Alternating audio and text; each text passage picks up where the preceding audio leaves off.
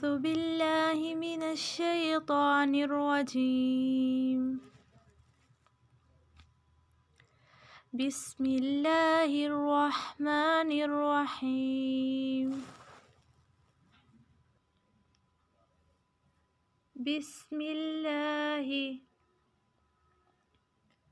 بسم الله بسم الله اللهم إني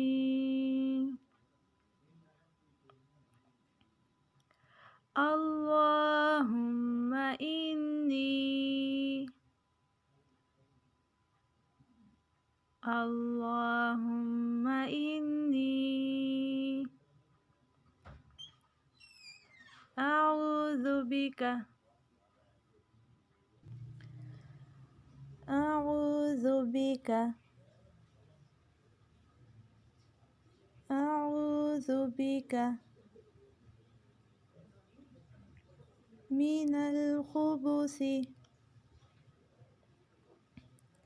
من الخبث من الخبث والخبائث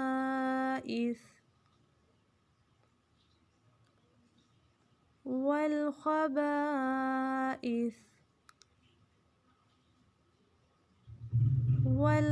والخبائث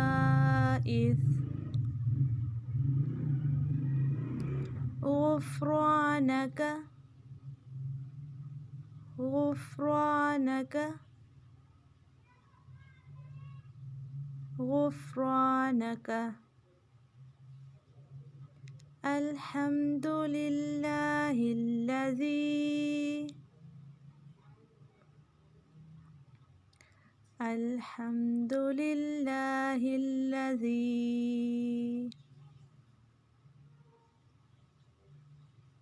الحمد لله الذي أذهب عني العذاب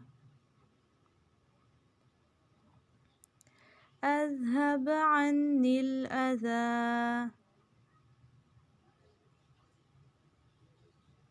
أذهب عني العذاب وعافاني وعافاني وعافاني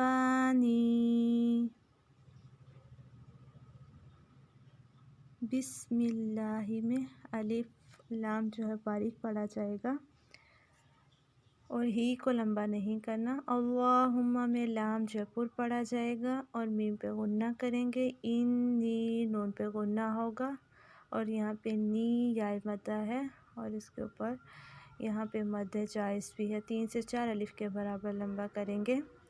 अऊज़ु बिका में आ मुँह के खाली हिस्से से और आइन वस्ते हलक से अदा करेंगे। ठीक है। ज़ुबी का ज़ुबी का इस तरह से नहीं पढ़ेंगे, ना तो दाल को लंबा करेंगे, ना ही बा को, ना ही काफ को। ऊ को करेंगे क्योंकि यहाँ पे वाव मद्दा है, वाव साकिन से पहले पेश। मीनल खुबूसी में ख्वा को पुर पढ़ेंगे और इसे खा के साउंड नहीं आनी चाहिए, ख्वा की आनी चाहिए, ख्वा। और सा पढ़ते हुए सीटी की आवाज़ नहीं आएगी। मीनल खुबूसी नहीं पढ़ेंगे आप, मीनल खुबूसी सी, ठीक है, सी नहीं। वल खबाइस में भी सा पे वक्फ करेंगे, सा साकिन हो जाएगा तो भी सीटी की आवाज़ नहीं आएगी। गुफ़राना का में गाइन और वा को पुर पढ़ेंगे और काफ को लंबा नहीं करना, गुफ़राना का नहीं पढ़ना, गुफ़राना का। अल्हम्दु हा वस्ते हलक से, दू को लंबा नहीं करना, अल्हम्दु पढ़ेंगे तो गलत हो जाएगा। अल्हम्दु लिल्लाहिल्लज़ी, लाम यहाँ पे भी बारीक पढ़ा जाएगा। ज़ी यहाँ पे मद है, मद जायज़ 3 से 4 अलिफ के बराबर लंबा करेंगे। अनिल अज़ा, आइन वस्त हलक से नून पे गुन्ना होगा, नून मुशद्दद है। अनिल अज़ा में आ को लंबा नहीं करना, ज़ाल को लंबा करेंगे सिर्फ, ज़ाल पे खड़ा ज़बर है। व आफ़ानी, आइन अलिफ मद्दा, फ़ा पे भी अलिफ मद्दा, अलिफ खाली अलिफ से पहले ज़बर हो तो अलिफ मद्दा, या सकीन से पहले ज़ेर हो तो याय मद्दा, नी पे याय मद्दा है इसलिए अलिफ के बराबर इसे भी लंबा करेंगे। अस्सलामु अलैकुम व रहमतुल्लाहि व बरकातुहू।